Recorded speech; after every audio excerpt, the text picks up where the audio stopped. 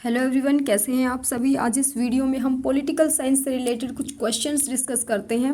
चलो शुरू करते हैं। शुरू करने से पहले अगर आप इस चैनल पर नए हैं तो प्लीज़ सब्सक्राइब कर दीजिए। हमारा फर्स्ट क्वेश्चन है, who appoints the chief justice of India. Chief justice of India को कौन अपॉइंट करता है। जजेस चाहे सुप्रीम कोर्ट के हों चाहे हाई कोर्ट के हों, सभी को प्रेसिडेंट अपॉइंट करता है। तो here the answer will be the president of India. B option is correct. Next question, what is the term duration for the president of India. President of India का total time duration कितना होता है। 3 years, 5 years, 4 years, 6 years. तो here the correct option is B 5 years. President हमारे India का जो elect होता है वो 5 ईयर्स के लिए इलेक्ट होता है। Next is, who is known as the father of Indian constitution. Indian constitution का फादर किसे कहा जाता है। Option C, doctor Bhimrao Ambedkar is known as the father of Indian constitution. Fourth question, what is the preamble of Indian constitution. Preamble क्या होता है constitution में। Preamble एक इंट्रोडक्टरी पेज होता है, फर्स्ट पेज होता है कॉन्स्टिट्यूशन का। So here A option is correct, an introduction. Next question, how many fundamental rights are guaranteed by Indian constitution. कितने फंडामेंटल राइट्स हैं हमारे कॉन्स्टिट्यूशन में। हमारे कॉन्स्टिट्यूशन में 6 फंडामेंटल राइट्स है। Option B is correct. First fundamental right is right to equality, then right to freedom, third right against exploitation, fourth right to freedom of religion, next is cultural and educational right, and last one right to constitutional remedies. ये हमारे 6 fundamental rights हैं। Next question, what does article 21 of Indian constitution guarantee. Article 21 हमारे Indian constitution का क्या कहता है।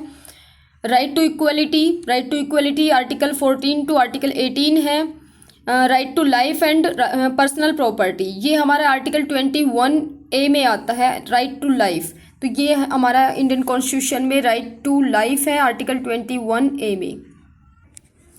Question 7 is, who has the power to dissolve the Lok Sabha. Lok Sabha को dissolve करने की पावर किसके पास है।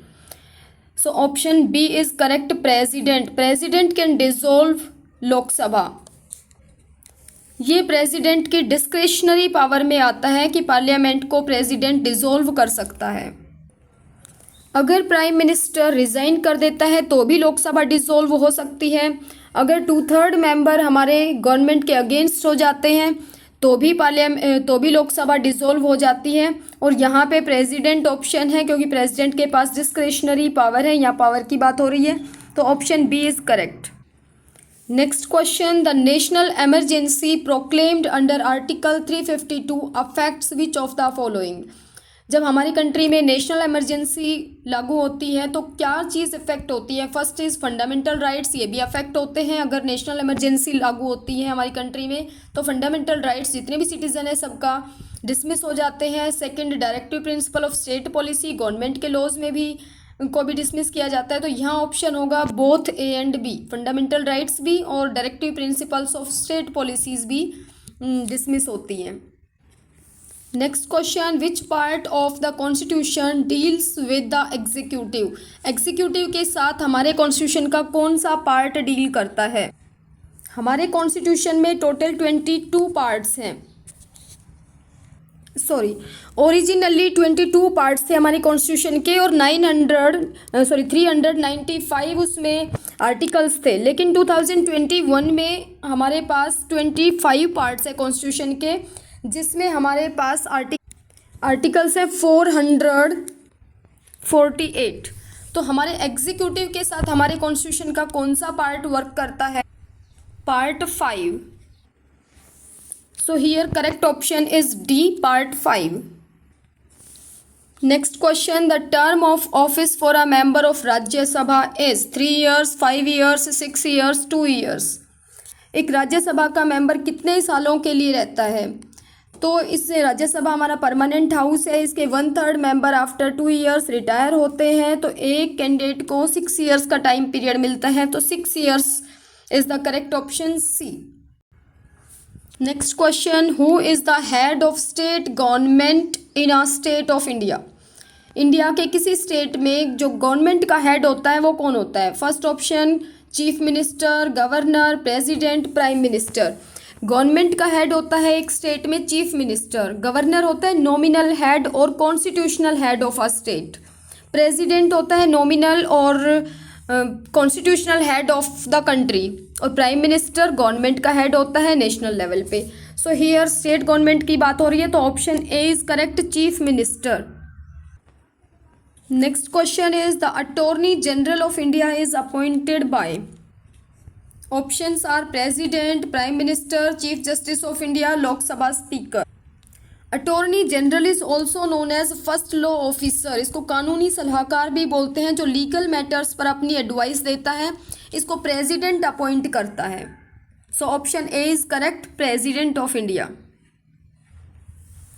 Next question, which constitutional amendment lowered the voting age from 21 to 18। पहले वोटिंग जो एज होती थी वो 21 होती थी, लेकिन कॉन्स्टिट्यूशन में अमेंडमेंट किया गया और 21 ईयर्स से 18 ईयर्स वोटिंग एज फिक्स की गई, और ये हुआ था 1977 में 61st अमेंडमेंट में कांग्रेस ने किया था। इस वोटिंग एज को घटाने का मेन पर्पस क्या था? ताकि ज़्यादा से ज़्यादा लोग इलेक्शन में पार्टिसिपेट कर सके, ज़्यादा से ज़्यादा लोग इलेक्शन प्रोसीजर में पार्टिसिपेट कर सके, इसलिए 21 से 18 ईयर्स की एज रखी गई थी 1977 में by Congress under 61st amendment of the constitution. C option is correct. Next question, question 14, the controller and auditor general CAG, जिसको कैग बोलते हैं, of India is appointed by. पहले तो ये होता क्या है? ये फाइनेंस मैटर को कंट्रोल करता है नेशनल लेवल पे भी और स्टेट लेवल पे भी। फाइनेंस के मैटर में अपना एडवाइस देता है। इसको प्रेसिडेंट अपॉइंट करता है। टोटल टाइम ड्यूरेशन इसके लिए होता है 6 ईयर्स का। Next question is what is the maximum strength of Lok Sabha. Lok Sabha की मैक्सिमम स्ट्रेंथ कितनी हो सकती है? So option 500, 545, 552, 600।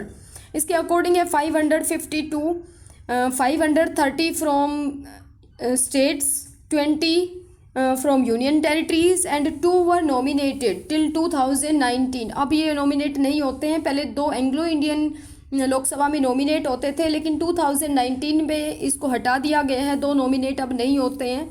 तो अब टोटल स्ट्रेंथ है हमारी 550, 530 from states and 20 from union territories. Maximum हो सकते हैं, लेकिन यूनियन टेरिटरीज से अभी टोटल 13 है, तो टोटल स्ट्रेंथ है हमारी 543, 530 from states and 13 from union territories. Next question is which schedule of the constitution contains the list of languages recognised by the constitution. हमारे कॉन्स्टिट्यूशन में कितनी लैंग्वेजेस को रिकॉग्नाइज किया है और कौन से स्केड्यूल के अंडर? सो हमारे कॉन्स्टिट्यूशन में टोटल 12 स्केड्यूल हैं और टोटल 22 लैंग्वेजेस को रिकॉग्नाइज किए हैं, जो स्केड्यूल 8th में आती है। Correct option is C, 8th schedule.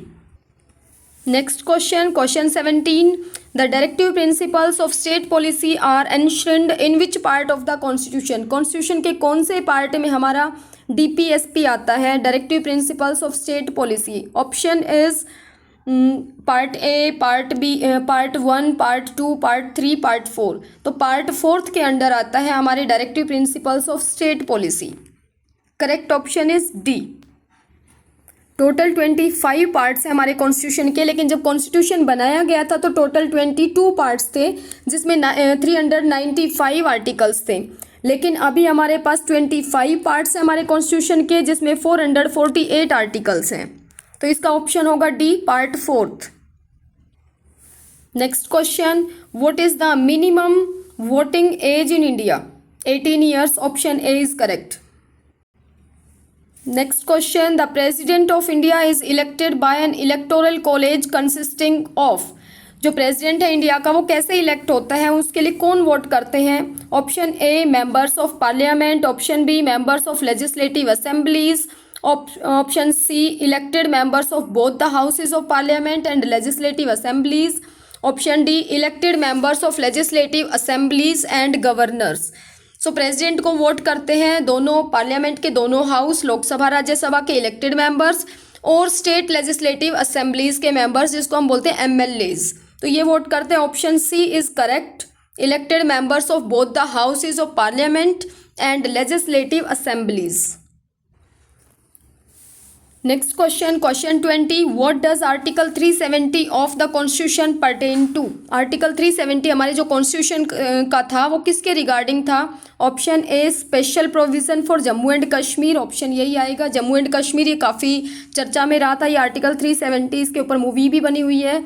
Modi ने जो जम्मू कश्मीर को एक स्पेशल राज्य का दर्जा दिया हुआ था उसको एक स्टेट नहीं बल्कि 2 यूनियन टेरिटरीज़ में डिवाइड कर दिया गया। एक जम्मू एंड कश्मीर है जो लोअर जम्मू कश्मीर का लोअर पार्ट था, और जो अपर पार्ट था उसको लद्दाख यूनियन टेरिटरी बना दिया। तो 2 यूनियन टेरिटरी है, एक लद्दाख है, एक जम्मू एंड कश्मीर है। यूनियन टेरिटरीज में इसको डिवाइड कर दिया गया। आर्टिकल 370 एक स्पेशल प्रोविज़न था जम्मू कश्मीर के लिए।